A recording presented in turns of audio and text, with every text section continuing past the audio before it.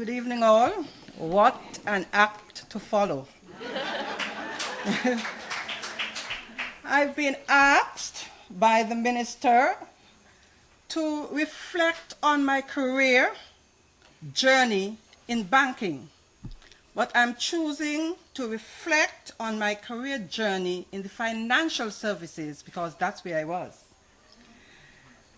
I've also been asked to look at the challenges, how I overcame them from a woman's perspective, and implications for leadership. As you could see, quite an ask. I, however, will attempt to respond and hope that at the end I can inspire you from my journey. I researched the theme that is, for this year's International Women's Day. And it says, a promise is a promise. Time for action to end violence against women. As women, we are in a position of great influence to dictate this process. Why? We are parents. Most of us, single parents. What then is our legacy? Today, as I reflect on my career, I want to take you through the journey from the perspective of the theme for this year's International Women's Day. I started my career in the 70s, in 1977 to be exact, when I joined Barclays Bank. It was then a man's world. It's still very much a man's world, but it was more so then. Why, would you ask? The leaders were all men. Men had a very different contract to women. They got more pay for the same job. And they were promoted ahead of women. Women had to retire at age 55, while men worked until 60. And men were allowed to work overseas, women were not. So challenges of the 70s, and I would dub that violence against women. Then I moved down to the 80s, and I said, challenges of the 80s, and I said, the beginning of the promise for equal rights. In the 80s, things began to change for women somewhat. Retirement age moved to 60, same as men. There was a slow, and I say very slow, integration for equal opportunity, fulfilling roles, but men still had the edge.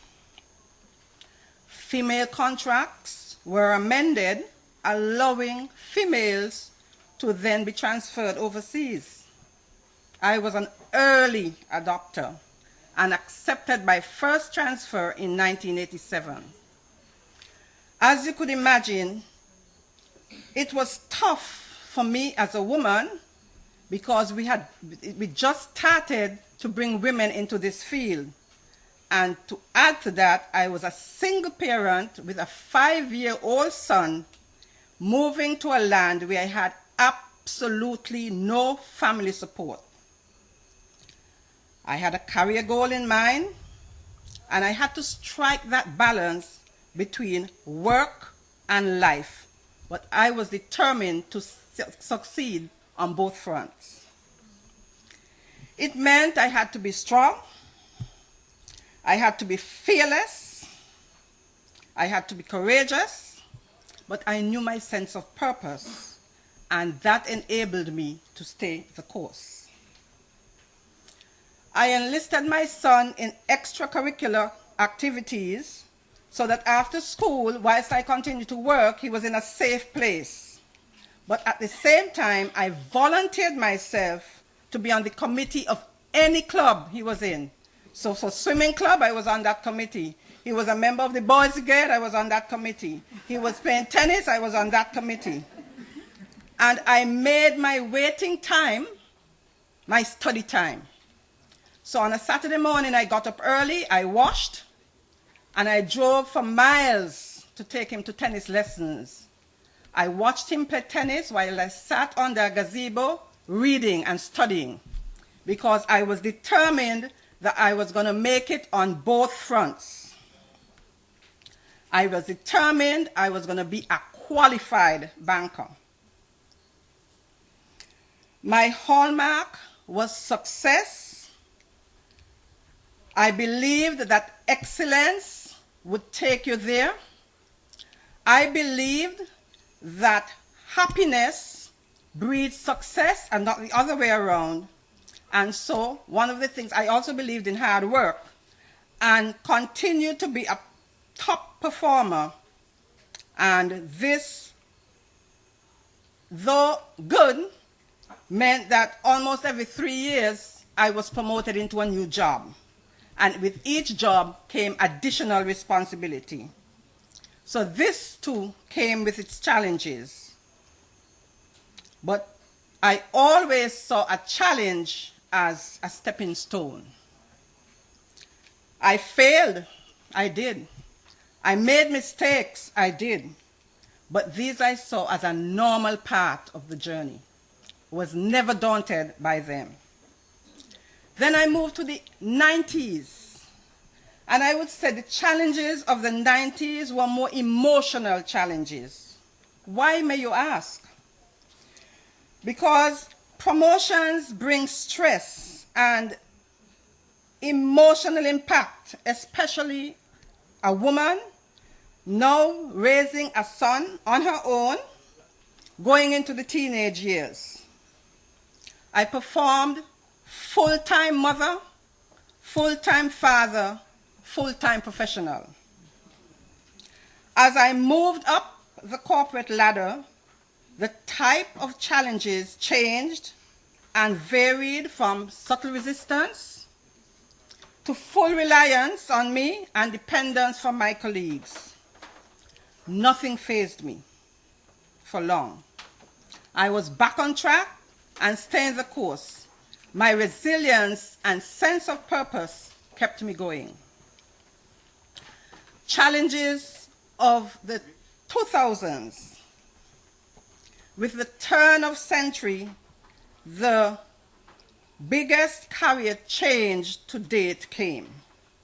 My journey changed.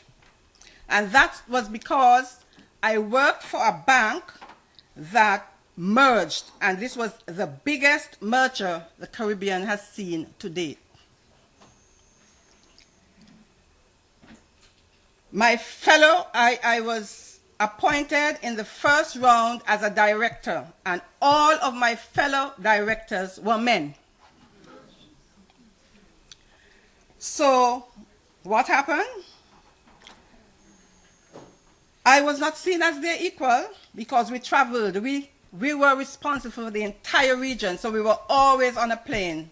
So my 5 male colleagues and I will turn up at a hotel, and I was seen as either a wife, a partner, a secretary, maybe a sex worker, who knows? I was obviously, in the eyes of many, a woman in a man's world. And we're talking about the 2000s, eh? But how did I overcome the challenges from a woman's perspective? I would say, firstly, I have some guiding principles that kept me grounded. First is, I am a believer, and therefore have a very strong faith. When everything else fails, I continue to turn to God. I've never given him up. Secondly, I care. I care and I show respect for all.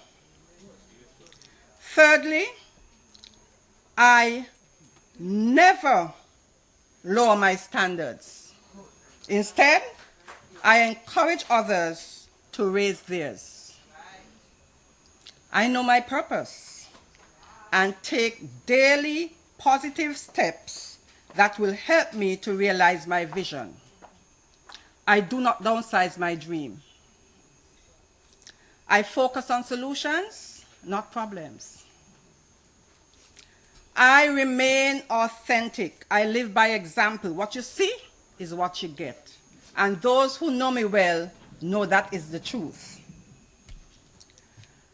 As I said earlier, I see challenges as stepping stones. I only look back to learn, not for regret.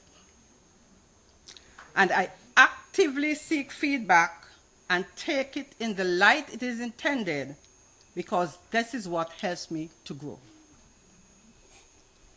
I engage in relationships that enhance my life. If they don't add value, I don't need them.